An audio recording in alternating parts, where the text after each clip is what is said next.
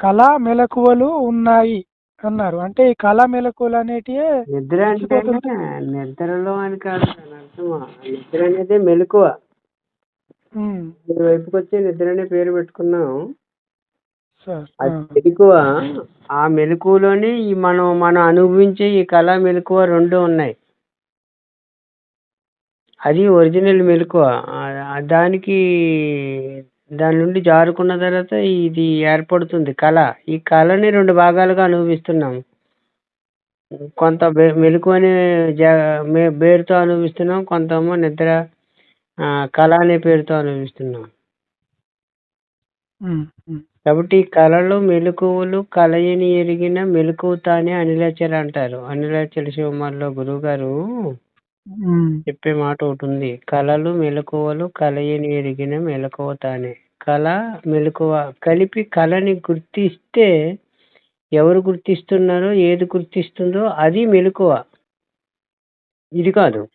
కళ మెలకువ కలిపి కళ అని కలిపి గుర్తించాలి. అది కూడా కళే.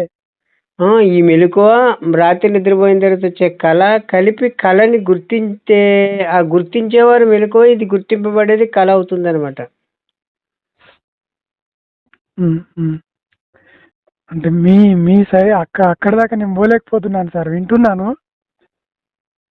అంటే అంత పోయే అంశం ఏం లేదు, కానీ ఇది కళ అనే జ్ఞప్తి ఒకసారి తెచ్చుకోండి రోజులో చాలు, ఏమీ అవసరం లేదు. రోజులో ఒకసారి ఇది ఒక కళ అని జ్ఞప్తికి తెచ్చుకుంటే చాలు.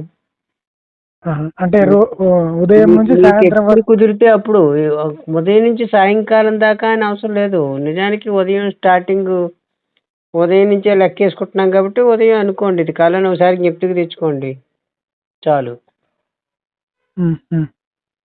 అంతే, మళ్ళీ నిద్రపోయేదాకా ఉండదంతా కళే. మీరే కదా జ్ఞప్తికి తెచ్చుకున్నారు. అవును, ఎవరో చెప్తే మీరు కళని అనడమో అనుకోవడం కాదు మరి. ఎవరో గురువు గారు చెప్పారు, లేకపోతే ఎవరో పట్టయ్య గారు చెప్పారు కాబట్టి కళ అని మీరు అనుకోకూడదు. మీ అంతటి మీరుగానే ఇది కళ మెలకువ కలిపి కళ కదా అని ఒకసారి జ్ఞప్తికి తెచ్చుకుని వదిలేయండి చాలు.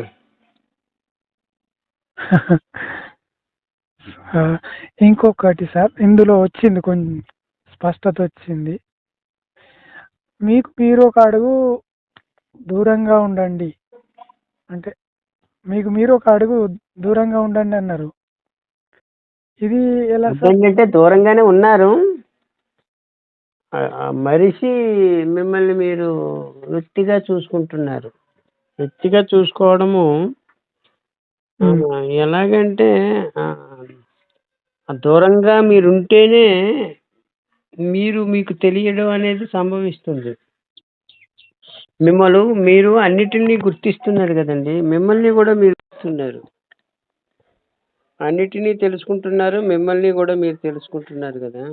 అవును సార్, అవును. కాబట్టి అన్నిటినీ తెలుసుకునే మీరు తెలియబడే దాంట్లో భాగమైనటువంటి ఉపాధిగతమైనటువంటి మీరు కాదని అర్థము. ఎందుకంటే ఉపాధిని కూడా మీరే తెలుసుకుంటున్నారు కాబట్టి. అన్నిటినీ తెలుసుకుంటున్నారు, మీ ఉపాధిని తెలుసుకుంటున్నారు. అన్నిటినీ గుర్తిస్తున్నారు, మీ ఉపాధిని గుర్తిస్తున్నారు. కాబట్టి గుర్తించేవారుగా మీరు ఎడంగానే ఉన్నారు సదా, అక్కడేమీ సంశయం లేదు. కానీ గుర్తింపబడే దాని వైపుకి వచ్చి మిమ్మల్ని మీరు వ్యక్తిగా చూసుకుంటున్నారు కాబట్టి మీరు పరిమితమైనట్టు కనిపిస్తున్నారు. నిజానికి పరిమితం కాలేదు. వ్యక్తి కూడా మీకు తెలియబడుతుంది. తెలుసుకునే మీరుంటే తెలియబడే ఉంటుంది. ఇవన్నీ తెలియబడుతున్నాయి మీకు. మా మాటలు వినిపిస్తున్నాయి, మీ మాటలు మీకు వినిపిస్తున్నాయి. అవును సార్, అవును. ఆ వినేవారు ఎవరైతే ఉన్నారో వారు ఎడంగా ఉన్నవారే సార్. అది మీరు గుర్తించినా గుర్తించకపోయినా మీరే వదిలేస్తున్నారు కదా నిద్రపోయినప్పుడు దేహాన్ని. అవును గురువు గారు. అసలు దేహాన్ని పట్టించుకోవడం లేదు కదా. నిజంగా మీరే దేహం అయ్యిండుంటే మీ దేహాన్ని వదిలి ఒక్క క్షణం కూడా ఉండకుండా ఉండాలి కదా. అవును. టపేల్ అంటే నిద్ర వస్తుందని వదిలేస్తున్నారు కదా దీన్ని. నిద్ర వస్తే వదిలేయడం ఏంటి? అది కాబట్టి సహజ అలా వచ్చేస్తుంది. సహజం అంటే ఆ సహజత్వం, ఆ సహజ లక్షణంగానే ఉన్నారని అర్థము. మీరు మీలో అబ్బాయి, భాగంగా ఇదంతా సహజంగా జరుగుతుందని, ఆ సార్ సహజత్వమే మీరు. ఇంత బాగా మరి నేను ఎలా ఉండలేకపోతున్నాను సార్ గురువు గారు. నేనంటే కన్నయ్యగా మీరు ఉండలేరు. ఆ, ఆ, అంతే. కన్నయ్య అనేది చూడబడుతుందనే గుర్తుకు తెచ్చుకోండి చాలు. ఇందాక చెప్పుకున్నాం కదా ఒక మాట, ఇది కళ అంటే అవును. మీచే చూడబడుతుంది అని. కళ అంటే స్టాండర్డ్గా ఉండదని, మీరు చూస్తే ఉంటుంది అని, మీరు చూడకపోతే ఉండదని, అంతే. కానీ చెప్తూ ఉంటే అర్థం అవుతూ ఉంది, కానీ ఇంకా అందులో ఏదో తట్టినట్టు అనిపిస్తుంది అందుకే సార్. వదిలేయండి, వినేశారు, ఇంక అయిపోయింది. దీని పని లేదు. హాయిగా ఉండండి. మీరు ఏ పని చేసుకోవాలో ఆ పని చేసుకోండి. మీరు ఎలా ఉండాలనుకుంటున్నారో అలాగే ఉండండి. ఈ వినడంతో దానికదే వస్తుంది మెలకువ. ఇప్పుడు మామూలుగా నిద్రపోయిన తర్వాత మీరు ఆటోమేటిక్గా మెలకువ దానికి అదే వస్తుందా, లేకపోతే మీరే ప్రయత్నపూర్వకంగా మేల్కొంటున్నారా? లేదు సార్, అది దానికి అదే వస్తుంది. ఇది కూడా అలాగే దానికదే మెలకువ వస్తుంది. ఇప్పుడు కొన్ని సందర్భాల్లో సార్, అంటే మన ఎక్స్పెక్టేషన్ అండ్ పిల్లలు మనకు అనుకూలంగా చదవకపోతేనో, లేదంటే అవన్నీ మీరు ఫ్రేమ్లోకి వచ్చేసిన తర్వాత జరిగిన సంఘటనలు. మీరు దృశ్యంలో భాగంగా మీరు కూడా ఉన్నారు కాబట్టి దృశ్యంలో సన్నివేశాన్ని చెప్తున్నారు. ఎలా ఉంటే అలా మెలగండి దృశ్యంలో. అది అవసరాన్ని బట్టి ఉండడము. పిల్లలు సరిగ్గా చదవడం లేదు, వారికి ఎలా చెప్పాలనుకుని మీరు అనుకుంటున్నారో అలా చెప్పండి, చెప్పడానికి ప్రయత్నించండి. ఇదంతా దృశ్యంలో భాగమే. ఒక్కోసారి కోపం వస్తుంది సార్ వస్తే చదవకపోతే. కోప్పడండి, అంతేనా? అంతే. ఆ, మరీ మారని చెప్తే కసరండి గట్టిగా. కసిరి జాగ్రత్తగా లైన్లో పెట్టండి, లేకపోతే ఏదైనా బుజ్జగించండి. ముందు బుజ్జగించండి, లేకపోతే ఏదైనా పెట్టండి తినడానికి. ఒరే వాడికి ఇష్టమైనది ఏదో ఉంటుంది కదా, అది కొని పెట్టండి. Okay, okay. చాలా అంటే చాలా అసలు ఎంత తేలికైపోతుంది మీ మాటలు వింటుంటే. ఇప్పుడు మొదట బుజ్జగించాలి, తర్వాత వాడికి ఇష్టమైనది కొనిపెట్టాలి. మీ దారిలోకి తీసుకొచ్చే ప్రయత్నాలు మీరు చేసిన తర్వాత కూడా మీ మాట వినకపోతే అప్పుడు కసరాలి, కోప్పడాలి, కొట్టాలి. అది ఫైనల్గా చేసే పని. మొదట ఆ పని చేస్తున్నారంటే మీకు సహనం లేదని అర్థం, అంతే. వాడికి మాట దేవుడు మీకే లేదనే కదా దాని అర్థం. అవునవును. అదంతా వ్యవహారంలో భాగం అన్నమాట. ఇప్పుడు మనం మాట్లాడుకున్న సబ్జెక్ట్ వేరు. ఇది వ్యవహారానికి వచ్చినప్పుడు మీరు ఎలా ఉండాలనుకుంటున్నారో అలా ఉండండి. వ్యవహారంలో ఎలా ఉండాలి, ఎలా మెలిగితే మంచిది అనేది మనకు పాఠాలు చెప్తూనే ఉన్నారు కదా. పాఠం నేర్చుకుని ఉండడమే జాగ్రత్తగా. మనం కూడా పిల్లలే కాదు, పెద్దలైన తాను కూడా పాఠం నేర్చుకోవాలి. వ్యవహారానికి వస్తే పిల్లల దగ్గర ఎలా ఉండాలి, పెద్దవాళ్ళ దగ్గర ఎలా ఉండాలి, గురువుల దగ్గర ఎలా ఉండాలి, దేవుడి దగ్గర ఎట్లా ఉండాలి అనేది ఇదంతా పాఠం ఉంది. వ్యవహారానికి వస్తే ఇదంతా నేర్చుకోవాల్సిందే, వేరే మార్గమే లేదు.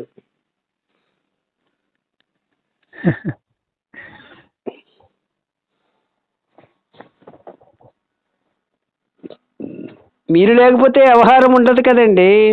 అవును సార్. మీరు ఏర్పాటు చేసుకునే వ్యవహారమే. మీరే మీ నిబంధనలు అతిక్రమిస్తే. ఇప్పుడు సార్ ఇంకొకటి, ఇప్పుడు ఈ మాట అర్థమైందా మీకు? మీరే మీ నిబంధనలు అతిక్రమించకూడదు అని మీరు ఒక కట్టుబాటు పెట్టుకున్నారండి, మీకు రూల్ పెట్టుకున్నారండి, మీరు ఒక గీత గీసి ఇది దాటొద్దని మీరే చెప్పారు. మీరు కూడా అలా ఉండాలి కదా అంటున్నాము. మీరు చెప్పేదాన్ని నేను అడ్రస్ చేస్తున్నాను సార్. ఇప్పుడు కూర మంచిగా ఉందని ఎక్కువ తినబుద్ధి అవుతుంది, తినండి. మోతాదుగా తినాలి కదా అనేదాన్ని నేను దాటేస్తున్నాను.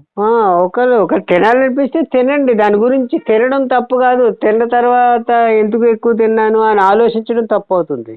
ఒకవేళ మరీ ఎక్కువ తిన్నారనుకోండి, అదే సమాధానం చెప్తుంది. అరక్కపోవడం లేకపోతే దానికి సంబంధించిన ఎఫెక్ట్ చూపించడం అనేది. కాబట్టి ప్రకృతి చెప్తానే ఉంటుంది. ఓసారి ఎక్కువ తింటారు, ఓహో ఎక్కువ తింటే మనకి పట్టడం లేదు, ఎక్కువ తిన్నాం అని మీకు సమాధానం చెప్తుంది. కాబట్టి తదనుగుణంగా మనం మార్చుకుంటారు. ఆ, ఆ, అది కూడా ఆలోచన చేయకూడదు. ఇప్పుడు ఒక విషయం అండి, మన జీవనం గడపడానికి ఇన్ని ఆలోచనలు చేస్తున్నాం. పశుపక్షాది జీవరాశులు ఎన్ని లేవు సృష్టిలోని? అవన్నీ మనకులాగా ఆలోచన చేస్తున్నాయా? దానికి ఏమన్నా లేదు ప్లానింగ్ ఉందా జీవించడానికి? లేదు లేదు. మరి 90 ప్లాన్లు వేసుకుంటున్నాం మనం జీవించడానికి. సహజంగా ఉండాలి కదా, అవన్నీ సహజంగానే ఉన్నాయి ఒక మనిషి చెప్తే. అవును సార్, అవునవును. మరి అవేమి ఏకరువు పెట్టడం లేదు, కంప్లైంట్ చేయడం లేదు, ఇది తప్పు ఇది ఒప్పు, ఇది కరెక్ట్గా, ఈ జీవన విధానాలు ఉంటే కరెక్ట్, ఈ జీవన విధానాలు అయితే కరెక్ట్ కదా, అదేమి చెప్పడం లేదే. మనం ఎందుకు చెప్పుకుంటున్నామని అంటే అంత సహజంగా మనం మనలేకపోతున్నాము.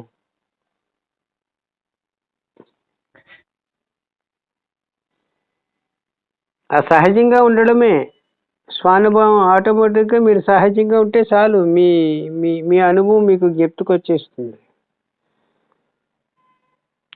ఇప్పుడు కొన్ని అంటే కొందరు యూట్యూబ్లో ఇది అనుకోండి అవుతుంది, అది అనుకోండి అవుతుంది, అది బాగుంది అది బాగుంది అని ఒక్కొక్కరు ఒక్కొక్క విధంగా చెప్తున్నారు కదా సార్. అవన్నీ వాళ్ళ మాటలే అవన్నీ. అవన్నీ అంటే మీరు వింటున్నారు కదా, మీ మాటలు లెక్కే వస్తాయి. వాళ్ళు ఏదో చెప్తున్నారు, మీరు వింటే కదా మీ లెక్కకు వస్తుంది. మీరు వినిపించకపోతే, వారు ఏదో చెప్పారు నిజమేనండి, మీరు ఇన్ని మీరు రిసీవ్ చేసుకుంటే కదా మీ మీ దగ్గరకు వస్తుంది ఆ మాట. మీరు రిసీవ్ చేసుకోకపోతే ఆ మాట మిమ్మల్ని చేరదు కదా. అవును అవును, అది కూడా వాస్తవం. మీరు మీరు రిసీవ్ చేసుకుంటున్నారంటే మీ మాట అయినా అర్థం వచ్చేస్తుంది, అంటే మీకు కూడా ఇష్టం ఉంది అని అర్థం. మీకు ఇష్టం లేదని దాని జోలికే వెళ్ళదు కదా. వెళ్తారా?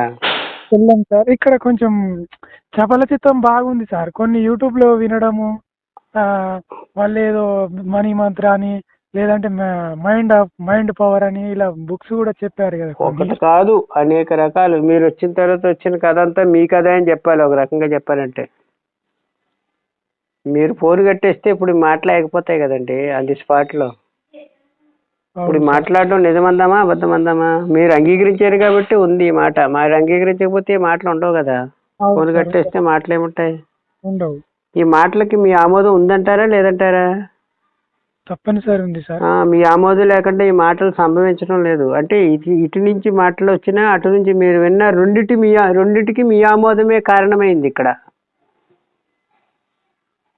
మీ ఆమోదం లేకపోతే ఈ మాటలు వినే ఆన్ ది స్పాట్లో ఆగిపోతాయి కదా. మీరు ఫోన్ కట్టేస్తే చాలు కదా. ఎవడో ఈదులో పోతున్నామండి, ఏదో కేకలేస్తున్నాడు, మీరు కావాలంటూ ఒక నిమిషం ఆగి వింటారు, లేకపోతే మీ దారిని మీరు వచ్చేస్తారు కదా. అదంతా మీరు ఎత్తినేసుకుంటున్నారంటే మీరు.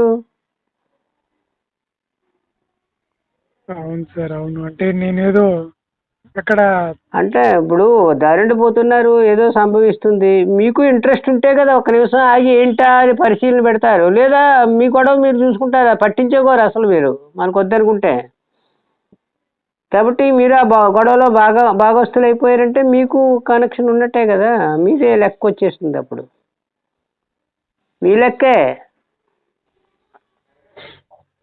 వారు ఏ లెక్కల్లో ఎలాగున్నప్పటికీ మీ దగ్గరకు వచ్చేసరికి మీ లెక్కల్లోకి వచ్చేస్తుంది అనమాట. ఇప్పుడు భోజనం వడ్డించి ఇస్తర్లో పెడతారే కానీ మింగేది, గుటకేసేది, తినేది, నవిలేది మీరే కదా, తాగేది ఇంకొకరు ఎవరు చేయరు కదా కార్యం. లెక్క మీదే కదా అవడం లేదు. అవును గురుగారు, నాదే. అట్లాగా సృష్టి విషయం కూడా అంతే. అది అలా ఉంది, ఆ పదార్థాలు అలా ఉన్నాయి, ఆ మనుషులు అలా ఉన్నారు, ఆ కార్యక్రమాలు అలా ఉన్నాయి, ఆ సిస్టమ్ అంతా అలా ఉంది. మీరు ఇష్టమైతే చూడండి, లేకపోతే పక్కకు వచ్చేయండి అంతే. కంప్లైంట్ చేస్తే ఎట్లా? మిమ్మల్ని బంధించలేదు కదా తాడు కట్టి. ఏదో ఒక రూమ్లో పెట్టేసి తాళాలు వేసేసి లాక్ చేసి ఏదో పడేస్తే అప్పుడు మనం అలా అనొచ్చు. అలా లేదు కదా. కంప్లైంట్ చేయొద్దు అనుకుంటూనే కంప్లైంట్ ఇంకెక్కువ చేస్తున్నాను అసలు. అస్సలు కంప్లైంట్ చేస్తున్నారంటే మీ మీద మీరు కంప్లైంట్ చేయడమే దాని అర్థం. అవును, ఎంత బాగా చెప్పారు సార్. ఈ కొన్ని అనారోగ్య సమస్యలు కూడా అంతేనా సార్? అనారోగ్యం ఉంది అంటే దాని అర్థం ఆరోగ్యం చక్కదిద్దుకుంటుందని అర్థం. ఆహా. ఇప్పుడు మనకేనా అనారోగ్యం వస్తే? ఈ ప్రపంచంలో ఏ ప్రాణికి అనారోగ్యం లేదా ఏంటి? అవేవి కంప్లైంట్ చేయలేదు, మనమే చేస్తున్నాం. మన అనారోగ్యానికి ఇన్ని హాస్పిటల్ అవసరం వచ్చాయి. ఆహా. ఉన్న ప్రాణులకు కంప్లైంట్ లేవా ఏంటి, ఉండవా ఏంటి? మరి అవేవి కంప్లైంట్ చేయడం లేదే సృష్టిలోని, మనమే చేస్తున్నాం. ఎందుకని?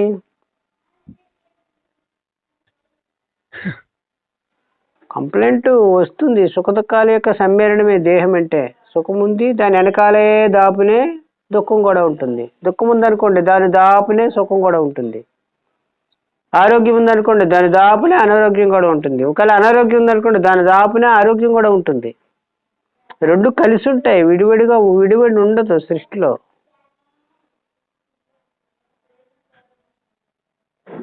అంటే ఇవి అంటే మా సీజన్ వైజ్ కానీ లేదంటే ఇయర్లీ హాఫ్ ఇయర్లీ ఇట్లా ఇవి తదనుగుణంగా ఉండడమే. దానికి సంబంధించి ఉపశాంతులు ఏవో చెప్తున్నారు కదా,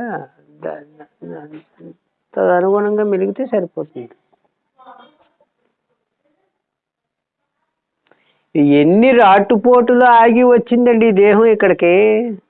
తల్లి గర్భంలో పిండంగా మొదలైంది, ఇలాగైతే ఇప్పుడు దాకా రాటుపోటులు తట్టుకుని వచ్చింది కదా.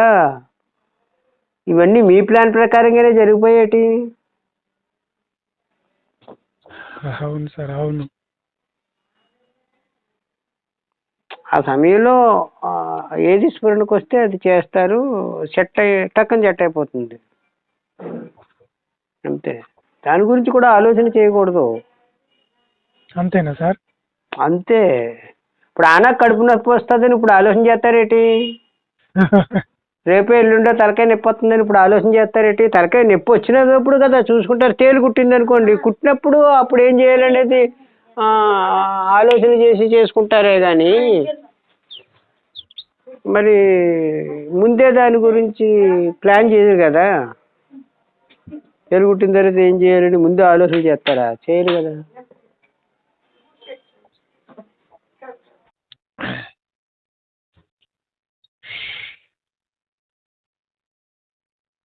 కాబట్టి అవి దానంతట అవే సహజంగా జరిగిపోతూ ఉన్నాయి. ఆ జరిగిపోతాలో భాగంగా మీరు కూడా ఉన్నారు. మీచే చూడబడేదంతా సహజంగానే జరుగుతుంది అనే ఒక్క విషయాన్ని మనం అర్థం చేసుకుంటే చాలండి. ఇంకేం అవసరం లేదు, హాయిగా ఉంటుంది. ఎలా ఉంటే అలా, ఎలాగుంటే అలా ఉన్నదాన్ని అలా చూడడమే హాయి అనేదానికి అర్థము. ఎలా ఉన్నా సంపూర్ణమే. ఎలా ఉండాలనుకున్నదో అలా ఉంది కదా.